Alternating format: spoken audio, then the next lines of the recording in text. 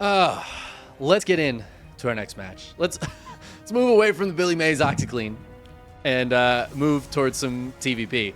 Because spawning in the lower left-hand corner of Hecate, we have Firefly on his rise through the ranks this year. I guess last year, I should say. His opponent in the upper right-hand corner also had a fantastic 2023 with some big results coming from one of my favorite players of all time. It is Gumiho in the upper right-hand corner. The Towel Terran playing for Cloud9, which you just love to see.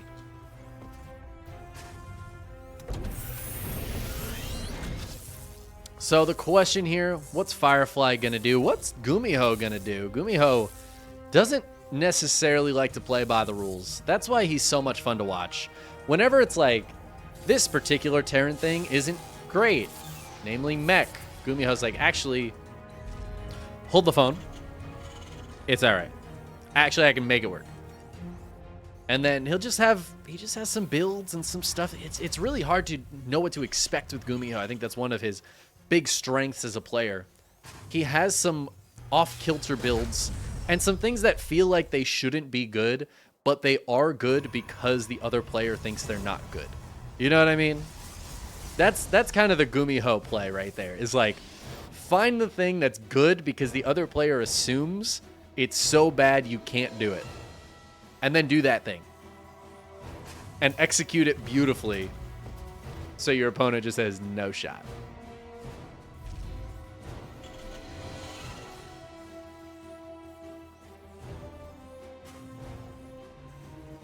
It looks like a pretty standard opening here for these guys. As the Reaper comes over, and like the Adept is just waiting for this Reaper to jump up on the high ground. Just chilling. There's going to be a Twilight Council first for Firefly, so I'm guessing just a nice standy-andy blink opening here.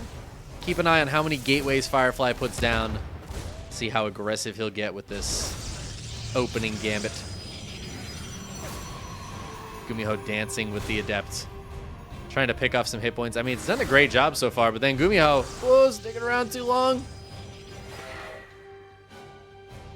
All right, gets out of there. The probe's going to go in. Oh, is this probe going to get the kill? No. Gumiho's got a bunch of stuff popping out. In fact, that probe ends up being a really good scout for Firefly, who sees 2 more Reapers and a Hellion pop out. This is a very aggressive early opening for Gumiho. This is like a TVT style opening. And Firefly, yeah, the shield battery's finished up. Robo goes into the wall, and this is a nice position for Firefly, but it's not quite nice enough. The probe does not get the pylon down in time, and 3 Reapers and 1 Hellion get right into the base. The Adept's going to finish that Shade. Ooh, 1 finishes the Shade. Actually, really nicely done by Firefly there. But the Reaper is still going to juke and jive their way forward, getting 2 more kills in the main, bringing the total up to 6. Now, this was a pretty big investment for Gumiho, and as these Reapers die, we'll have to take a look at what the trades were. They were technically better for Firefly there. You know, losing 8 probes in total. But that is for 2 Hellions and 3 Reapers, so quite a bit of gas spent there on Gumiho's side of things. I think that's still worth it for Gumiho. Keeping that worker count pretty even between them is going to mean Gumiho's mining quite a bit more with the double mule that's landed right now. It's going to be a big spike for Gumiho, and that should allow him to overcome that slight deficit in resources lost.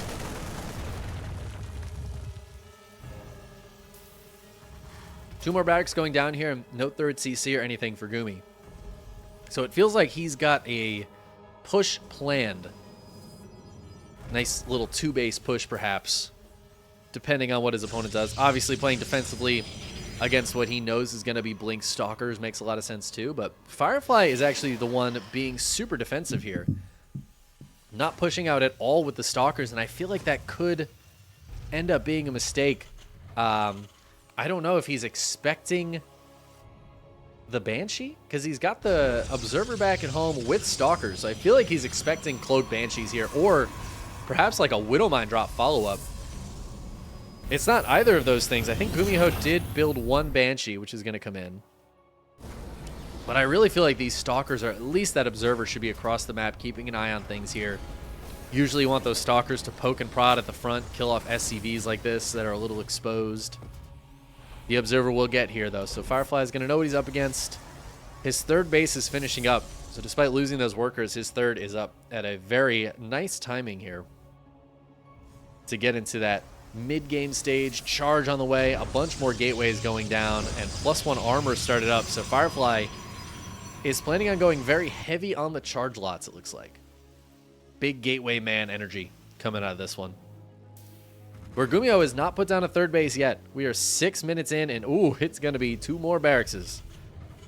So the commitment, the 2-base commitment is confirmed now. As Gumiho just keeps pumping out units. He's got stim and combat shields about halfway done. +1 is on the way as well. And he's just going to try to pummel in to Firefly, who is not going to have any splash damage, and this can be a bit dangerous for Firefly. So Firefly's plan here, and really what you have to do with this style, with the charge lot style, is, wait, what happened? Oh, 2 kills on the Banshee. You have to overwhelm. You have to have so many zealots that you just completely surround and crush everything with a bunch of stalkers nearby as well, just to finish off any medevacs that get picked up. Blink on top of the tanks. They actually deal with tanks quite well. But Firefly is going to be up against a lot of army from Gumiho. And I think he's really got to get in on warping in as many zealots as possible. Does have a couple Immortals as well, and that can help. Immortals, they're good if they're being support units. If they're sitting in the back and just firing away for a while, they do a ton of damage. But they also just die super quickly to stim bio. So the moment those zealots are gone, Immortals are just dead. They're done. They're donezo.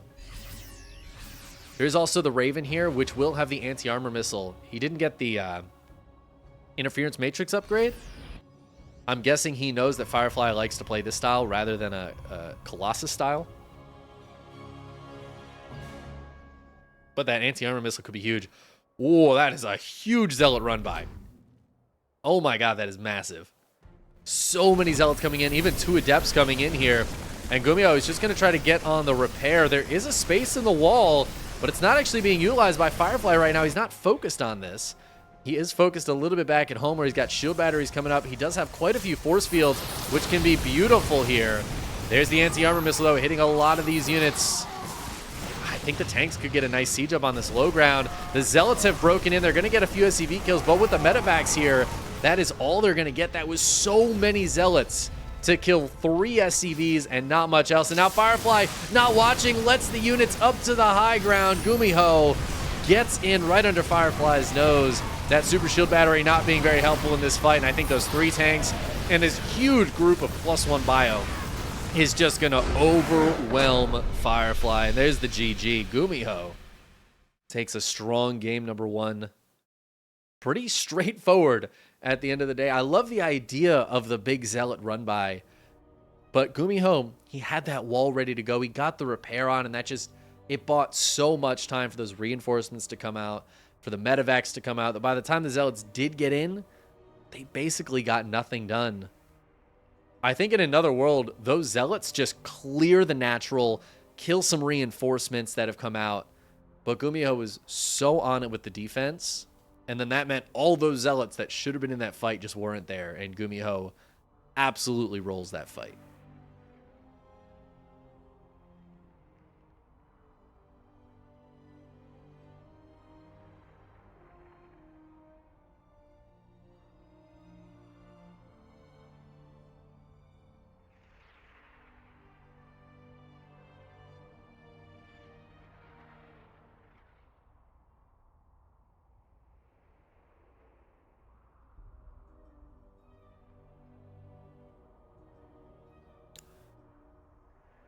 Should you expect your series on the old YouTube channel?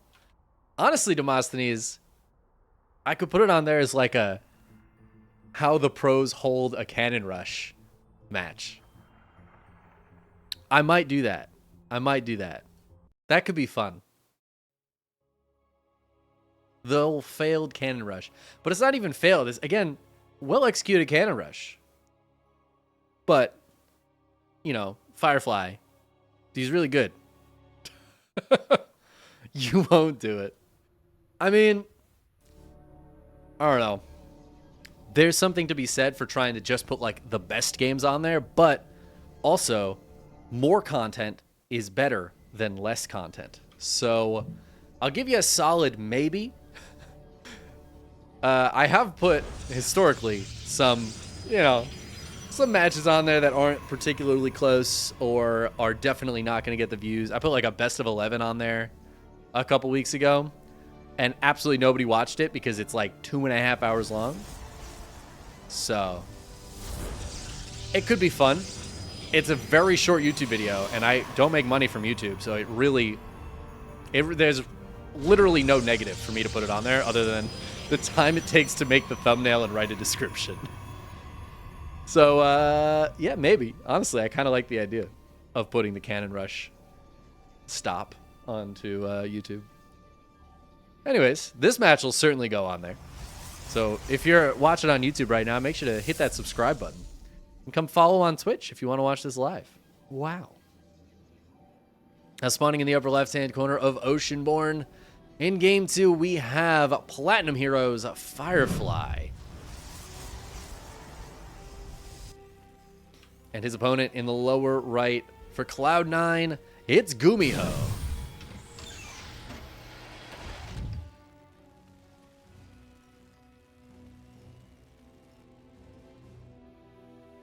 Yeah, Gumiho taking a very solid game one. I mean, he's going to be the heavy favorite here. It did feel like Gumiho knew Firefly's game plan, and that's never where you want to be against a player as skilled as Gumiho. It's really hard to do what you need to do in a game if your opponent knows what you're going to do. And the tell for me that Gumiho understood Firefly's game plan is that he didn't seem particularly afraid of Blink Stalkers coming out on the map. He had the tank sieged up, but there was no, like, extra bunkers. He had a big wall for Zealot run-bys, and he didn't get Interference Matrix despite not really scouting after the initial Reapers and Hellions, which, from there, Firefly could very easily have put down a Robo Bay and just gone straight for Colossi. And then Gumiho's lack of Interference Matrix would have been awful. That would have been an extremely good spell against Colossi. But he didn't even bother with it. He just went straight for the anti-armor missile. He knew that was all he was going to need because Firefly just likes to go for the heavy gateway style. Oh my god, this Reaper has 2 kills. It does dive back in for no reason. So it will go down, but it gets 2 probe kills. I don't know if it saw the chrono boost on the Twilight Council, though. I don't know how significant that is necessarily, but keep an eye out for any more gateways. And yeah, there's a third one going down. So Firefly hitting that 3-gate Blink Stalker action. Gumiho trying to bust out a Cyclone to deal with this Adept pressure.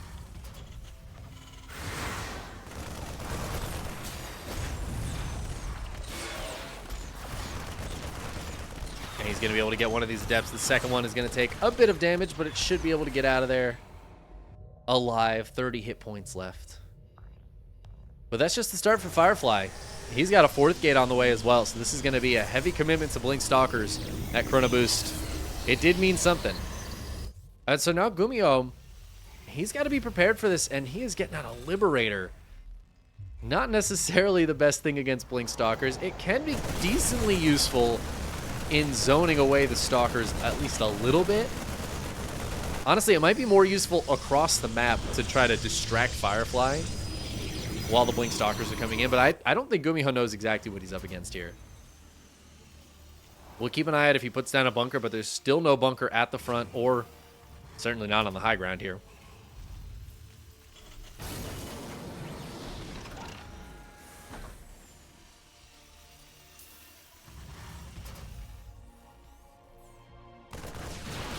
All right, this Marine is going to be the scout to see these Stalkers coming across, and now Gumiho's got to know that he's up against some Stalker cheekiness. This is actually a really tough position for Gumiho. SCV goes out front. The Blink mode from Firefly, not my favorite Blink in the world, though. Kind of an awkward one, but he will get the Cyclone and the tank. and then be able to get out of there with most of those stalkers. I think one stalker died? Yeah, just the one. A second tank does pop out, though. Gonna blast another. Actually, it looks like that. It's an SCV body. RIP that dude.